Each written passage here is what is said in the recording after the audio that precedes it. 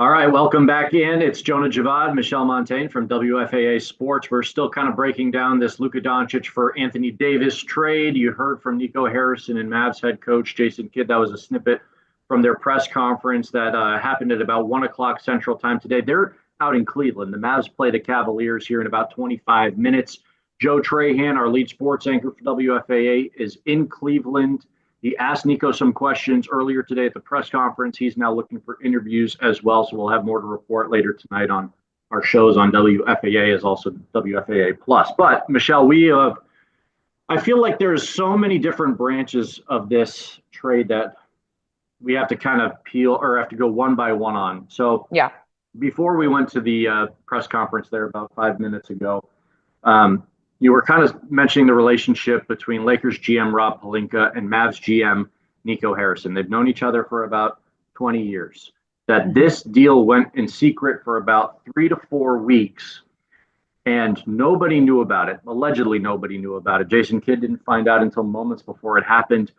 And Luka Doncic had not requested a trade, seemed content in Dallas. When he found out the news, he was stunned, reportedly. I've spoken to people of Luka's family back in Slovenia.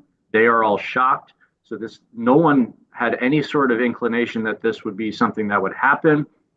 And it happened late on a Saturday night. Since then, Luka has unfollowed the Mavericks on Instagram, I believe X or Twitter as well. And that is it's the stepping stones now to revenge Luka. The Mavs are now going to have to deal with the revenge factor of a guy they all love. Mavs fans loved Luka, and now they're going to have to face him multiple times a year, perhaps in the playoffs. And it's going to be hard because so many of these people are still going to love him, even though he's going to be playing for the Lakers. And that's another part of why this trade was so diabolical is you trade him to another team in the Western Conference, a team that you compete against. And a team one of the most polarizing franchises in sports. A team you're going to be competing against for years in theory. So it's so mind-boggling. And Nico Harrison has earned some credit. The Kyrie trades worked out. PJ Washington, Daniel Gafford, that helped get the Mavs to the NBA Finals last year. But I think there is something to be said about overconfidence, and that this deal was really like a Lone Ranger type of situation, and him working with his old buddy, behind the scenes to get this deal done. And from what he told us today, it was like, what did you think about, when their discussions with Rob Pelinka was, what do you think about this? Are you serious? Yeah, maybe I am. And to me, it felt like, I don't know if you do fantasy football or not, but it felt like when one of the bad teams in your league proposes to trade their best player to one of the better teams in the league, and the better team has to be like, I'm not so sure. Let me think on it, and then come back 5 hours later, and it's like, yeah, you know what? I'll do the deal. But you have to fake hardball to make the deal. And you have $20 on the line versus if $350 million. Yeah, it's serious. If you're the Lakers, how is you get that call? How are you not immediately? Yes, we'll do the deal. I mean, it makes no sense. And with all due respect, I get the whole we want to be a defensive first team. This is a Mavericks team that went to the NBA Finals, yes, but also got their butts whooped in the NBA Finals by a team that is defense first, one of the best two-way team in the NBA, because the Celtics were able to make offense out of their defense. Right. And so I think part of that is this, do we just we'd roll out the same type of offense and hope for a different result? Maybe that doesn't work out, and then you're kind of just, spinning your wheels. But that's just sort of playing devil's advocate here. When you have a top 5 player in the NBA, you do whatever you can to keep him, especially for what he does for your additional revenue and ticket sales and merchandise and fandom outside of the Dallas Metroplex. I mean, he's one of the most popular players globally. And they're just throwing that all away just in hopes of some better defense from a guy who's 31 and always injured.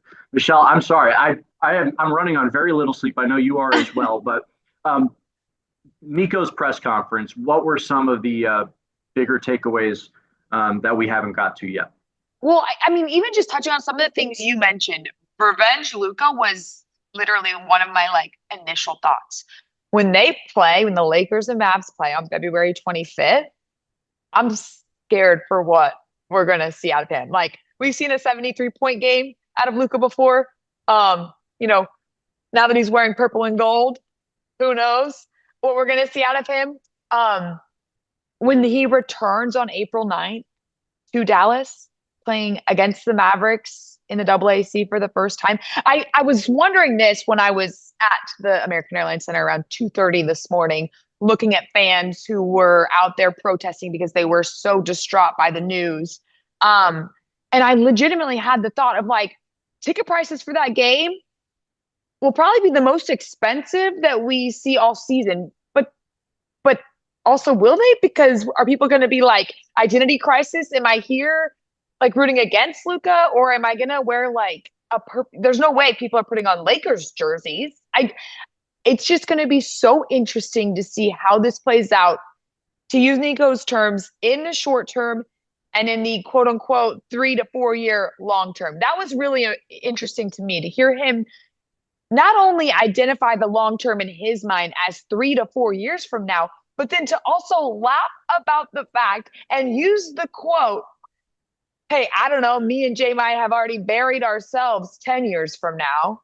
That was, again, I'm trying not to read too much into this just being his demeanor and his personality and how he carries himself all the time.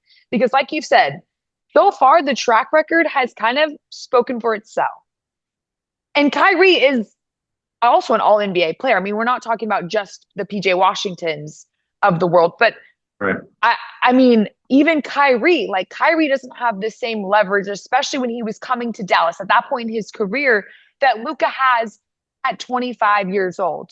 I also think what's interesting, at the end of that press conference, Jason Kidd said he and Luka had quote unquote missed each other, so he hasn't had the opportunity to talk to him yet. You mentioned kind of the revenge, Luka, the unfollowing of the Mavericks accounts on social media already. I saw a quote from the Dallas Morning News that GM Nico Harrison said he was asked, had he communicated with Luka, and he said, quote, my guess is he probably doesn't want to talk to me. So they likely won't have any communication at this point. He hasn't talked to his former head coach. I brought this up late last night, but we think about these players as, they're up on a pedestal. And I think we've heard Luka described as untouchable several times before because of the unique talent that he is.